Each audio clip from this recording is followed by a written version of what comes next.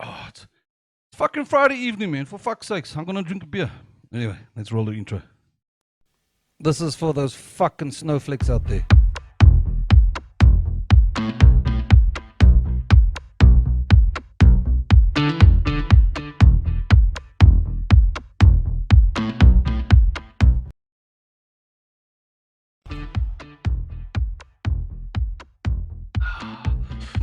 Oh, lovely. Okay, welcome back, guys. Friday evening, 16th of September, 2022. Just gone after 7 o'clock on this glorious Friday evening. What's happened? What's happened in this week past? Ah, yes. Yeah, okay. Passing of Queen Elizabeth. Funerals to be held Monday coming now, the 19th of September. I'm sure it's going to be the most watched funeral again in the world. My condolences. Congratulations to King Charles out there. I'm laughing because I know there's a lot of mixed emotions out there. There's been a lot of memes surfacing on the internet, the surrounding of the crowning of King Charles. And of course the conspiracy theorists out there, including myself. But I don't know if I'm going to make a podcast on the royal family. No, I don't think so. No, it's too touchy. But there is a lot of information out there surrounding, and there's a lot of conspiracy theories on the royal family. But anyway, nonetheless, my condolences to the Queen, and congratulations to King Charles III. A lot of things are going to happen now. A lot of things are going to be changed. But what's it got to do with me here in South Africa? Nothing really much. Eh? What's it going to benefit me? Not much. Okay, anyway. My podcast with Craig Claassen, I was supposed to have it this week. Craig, buddy, dude, the birth of rock and roll, we were supposed to have this podcast. If you're watching, Craig, dude, seriously, buddy, you need to contact me. We need to have this podcast. I mean, there's lots to talk about. A lot of people see rock and roll as satanistic music, which I suppose to a certain extent it is. But if you're an old rocker like me, who likes to listen to AC/DC, Metallica, Bon Jovi, and Five Finger Death Punch, hey, why not, man? I mean, there's so much that we can learn and still enjoy rock and roll. But anyway, let's get on to the main event of this podcast. You saw the topic there, description. Microchips embedded, big as a grain of rice inside of your hand. Would you do it? Okay. Before we get into it, there's just a clip I want to play you from NBC News, just to give you some insight and context on what I want to talk about. Again, this video is not monetized. I'm not monetizing on this podcast. It's just for information purposes, and we're just going to have a little talk about it. Okay, let me play the video.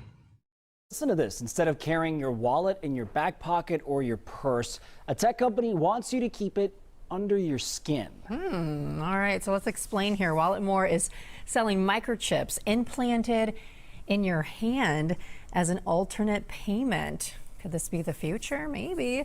Once you set up your card info in the company's app, look at this, it says payments could be as easy as swiping your hand over a card reader. Right now, chips are not sold in the U.S. Crazy. When Elias Brotberger goes to work, he doesn't need ID, and he doesn't need money. In fact, much of what he needs to get through the day is hidden right there, just below the surface, in his hand. You like to touch it? Yeah. Yeah? Oh, weird. Yeah, it's like a grain of rice. Yeah, a grain of rice. Embedded in his hand is a microchip that serves as his keys, his ID, and his wallet. Yeah, it's all in chip, so I use it. Would you guys want to have all that embedded in your hand? Hey? Okay, if you're living in a first world country, and I suppose, yeah, maybe, but not in a country like South Africa, eh? With all the crime that we have. Like to get around the building. Buy snacks. Yeah, exactly. Let's buy some snacks. So I can't open it. No. Okay. So what I need to do is I need to first blip my chip, and it will log me in, and from there I get access to the fridge. Popular TV shows like Black Mirror have imagined chips as part of a dystopian future. Dystopian. In-grain procedure with local anesthetic, and you're good to go. In Sweden, the microchips are already here. The microchip implants use the same technology that's in contactless credit cards. Which have made cash pretty much obsolete in Sweden. No cash. At this tech fair, a chipping event for those on the cutting edge, merging their hands with this new technology. I thought it would be fun, right? The process is simple and swift. A pinch of the skin, and in a matter of seconds, the chip is inserted. The transformation is complete. As for the pain, I barely felt it. but even in this nation of early adopters, not everyone is racing to get chipped. Feel less human. I will feel like a robot. I think, it's so much more data can go into this, when it's in your body. There's no central registry tracking how many people are chipped, but biohacker Hannes Wellblood estimates between 5 and 10,000. In the future, do you think everyone is going to be chipped? I think it'll be voluntary, but I am certainly convinced that millions of people will find it very, very valuable to have a smart device under their skin. Human microchipping may be our future, but in Sweden, it's already reality. Sarah Harmon, NBC News, Stockholm. Again, oh, you like my glasses, guys? Okay, I'm getting of that age where I'm gonna have to have glasses. Eh? I tried to do my podcast earlier, and I tried to read it, but I figured I couldn't read, so I got my glasses. Look, like it says, it's voluntary. Do you want to? Yes or no? A lot of people feel that their privacy has been invaded. Guys, you know what? Our privacy has been invaded ages ago. And some people will say that it feels like it's a tracking system. Heck, in COVID-19 time, everybody reckoned that the vaccine that Bill Gates was making, there was a tracking system in that. That's how far paranoia people go. I mean, check here. Your cell phone, guys. There's a tracking device on here. You can do your banking on here, and to a certain extent, there's far more you can do.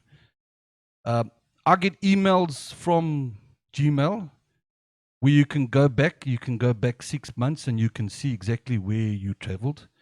It's the same way when a crime scene happens, when something like crime related happens, and the first thing that the police do is ask you what type of cell phone you got, and they go and they try and see where you actually were on that day, and if you're guilty of the crime being committed and so forth. So we've been tracked already, okay? But the question is that I want to ask you is, do you want to put a microchip in your hand? Do you feel safe? In a country like Sweden, maybe, yes, because crime is virtually nothing there. Crime in South Africa, we know, is huge, and the unemployment rate is also huge. So I would not recommend it bringing to South Africa. First, get all the crime-related stuff sorted out, and get better politicians, and then maybe we can go to microchips. But so let's go quickly to what I found on the internet. Where we now. This is just a brief, okay, I won't go into it. I'll leave the link in the description so you can actually read it. This is realistic short-term benefits. Again, this person who wrote it, I don't know, I don't see where he wrote it. It's just a quick, from America. Identification. Our passports already have microchips, and airports, train stations and bus stations, transitioning from scanning your passport to scanning your arm would be minimal infrastructure change. Same goes for your driver's license and ID. All the police need is a chip scanner, and you can ditch your wallet completely, assuming you already replaced your credit card and blah, blah, blah. No more body mix-ups. Unfortunately, about 28,000 babies get mixed up in hospitals every year. Again, I don't know if these stats are right, but anyways, he's just giving you a brief summary of microchips. Ultimately, leaving with the wrong parents on the other end of the spectrum. Bodies occasionally get mixed up at funeral homes as well, making for some very awkward situations. A chip implanted at birth completely negates less capable persons to identify themselves. Goes on, infant child abductions, theft prevention. Sure, using the RFID chip in your palm to pay for things, borrow books, or open doors isn't much different from using the RFID in plastic card in your wallet. There's at least one notable difference through you can lose or get your wallet stolen pretty easily. Parts of your body are a lot harder to steal. Additionally, it is a lot harder to criminals to secretly scan your card data when embedded in your hand or arm, rather than a wallet in front of your back pocket.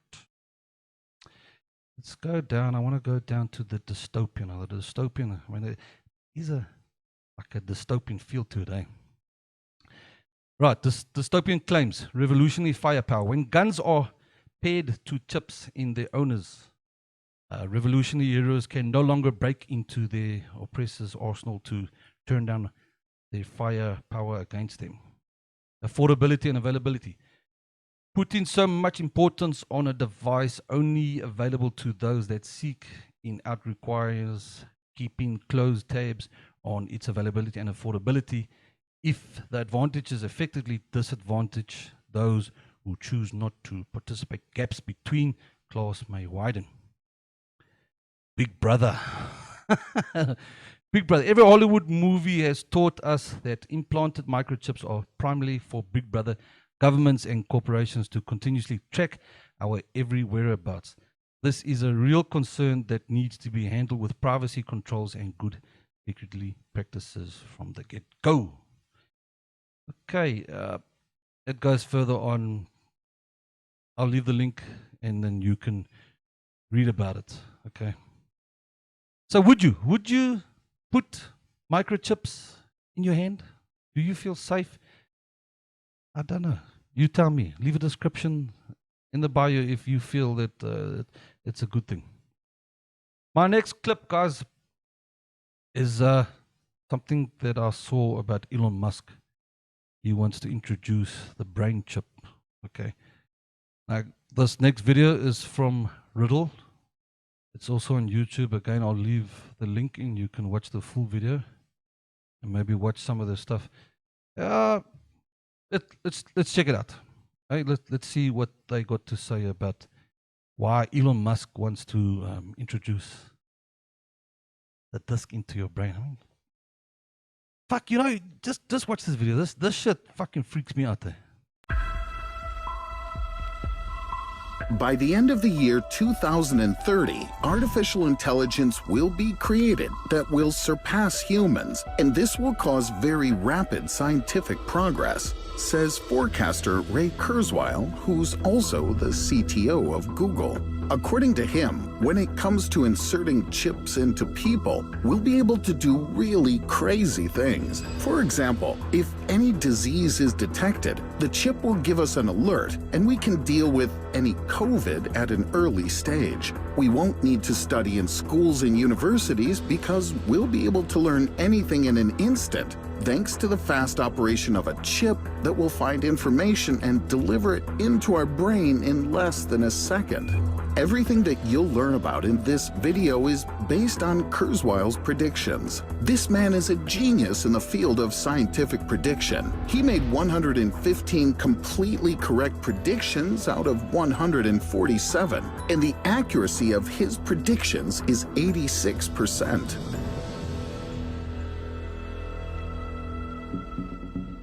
So, according to Ray, immediately after people start having chips implanted in their heads, they'll have endless opportunities thanks to their new cyber body. The neural network will create individual organs and body parts that will be better than human ones. Thus, our lifespans will increase. Thanks to the chip, we can modify our bodies and design them however we want. Remember the movie The Matrix? We can create such worlds simply by lying on the couch in our living room and playing the Chosen One or God with our friends. Perhaps we'll even get the opportunity to travel through other people's dreams, like in the movie Inception, while our body is in the real world under a warm blanket, and robots will continuously do the work for.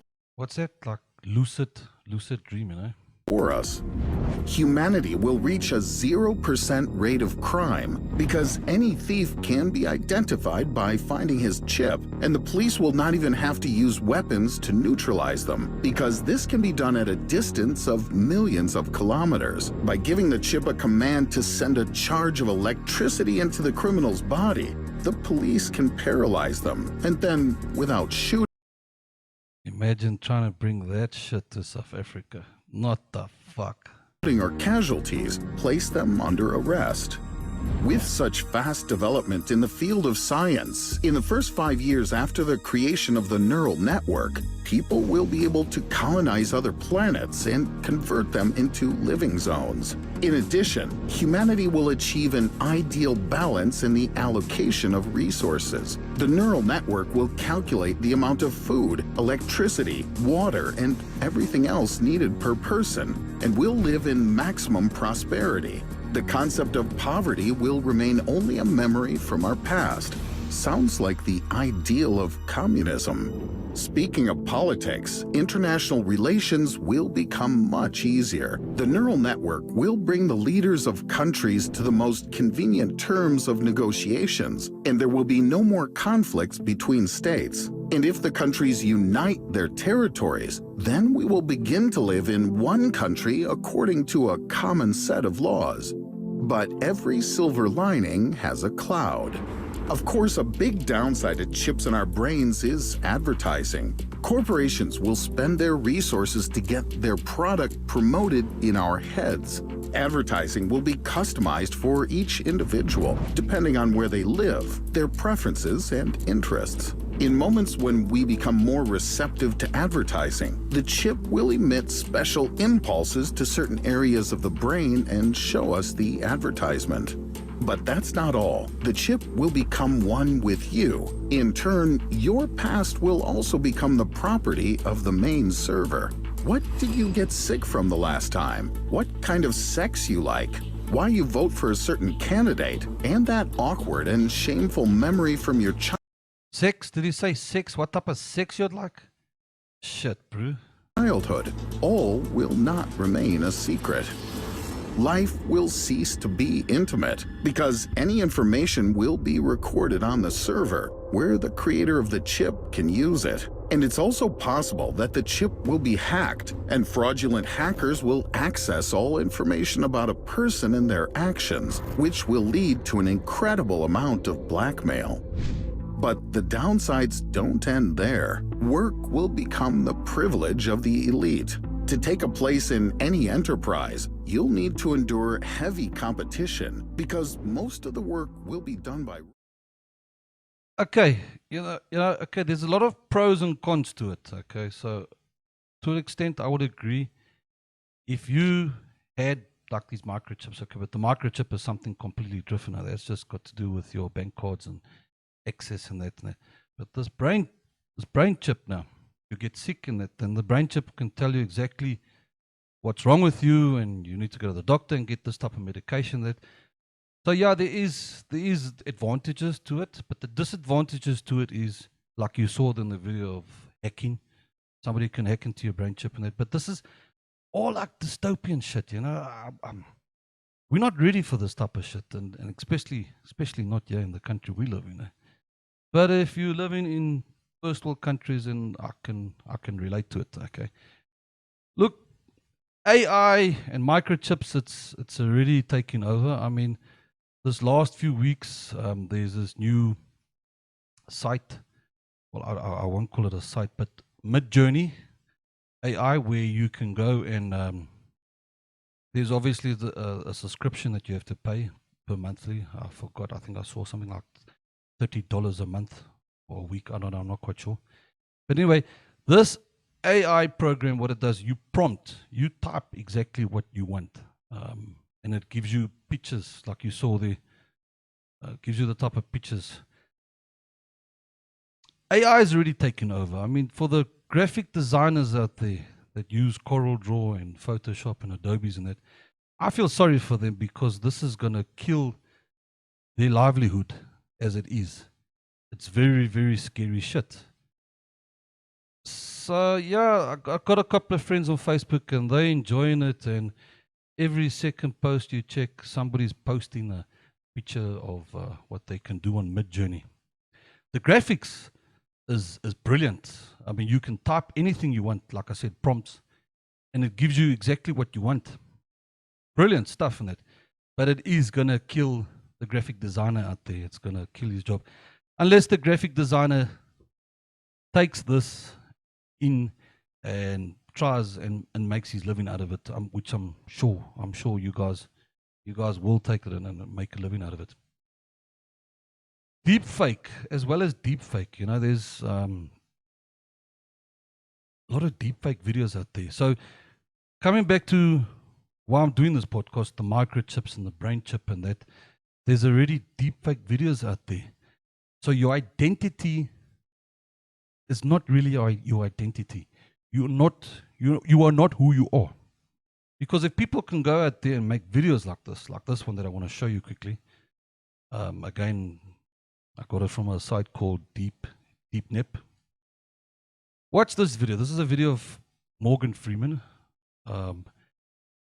A lot of you do know what deepfake is about, but just watch this and you tell me what you think about it. I am not Morgan Freeman, and what you see is not real. Well, at least in contemporary terms, it is not. What if I were to tell you that I am not even a human being? Would you believe me? What is your perception of reality? Is it the ability to capture, process, and make sense of the information our senses receive? If you can see, hear, taste, or smell something, does that make it real? Or is it simply the ability to feel? I would like to welcome you to the era of synthetic reality. Now, what do you see?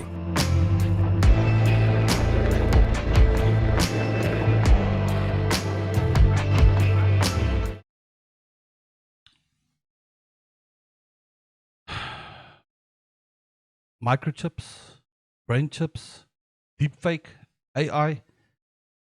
Guys, we live in scary times at the moment. AI is going to take over, and like the great Elon Musk said, that AI will be the end of us. Not now, but in years to come. But we are human beings. The curiosity in us will never end. We will always strive for new things. In fact, we do love new things. When a new song comes out, it's on the top charts for a couple of weeks, and then a new song comes out. A new car comes. You drive that car for a few months, 6 months, until the next best thing comes out. We human beings are not happy with what we have got. We always want to try out new things. Like that word that's used out there, FOMO, fear of fucking missing out. No, so it must be FOMO F with an F in it. Fear of fucking missing out, because that's it. The curiosity in us will just be the end of us. Guys, so yeah, that's my podcast. I tried to prepare something lekker. I put a lot of preparation into the podcast that I wanted to do, the birth of rock and roll. Hopefully I'll do that. But yeah, let me know what you think. There's a friend out there of mine that I'd like to maybe in the near future, I'd like to have a podcast with him about AI, what he thinks about AI. We briefly had a chat yesterday, and he told me that it scares him shitless. It scares the cuck out of him, because it will be the end of us. We have worked so hard. We go to college, we get degrees in what we do, and at the end of the day, guys, this is what's going to happen. We are going to lose our jobs to fucking AI out there. A couple of rich people will get rich and make more profit, but then millions and more millions of people will become jobless. Yeah, not something looking forward to, eh? Okay, guys, thank you very much. I'll also see you guys next week and make something else and speak of something else. Yeah, cool. All right, cool. Cheers, guys. Bye.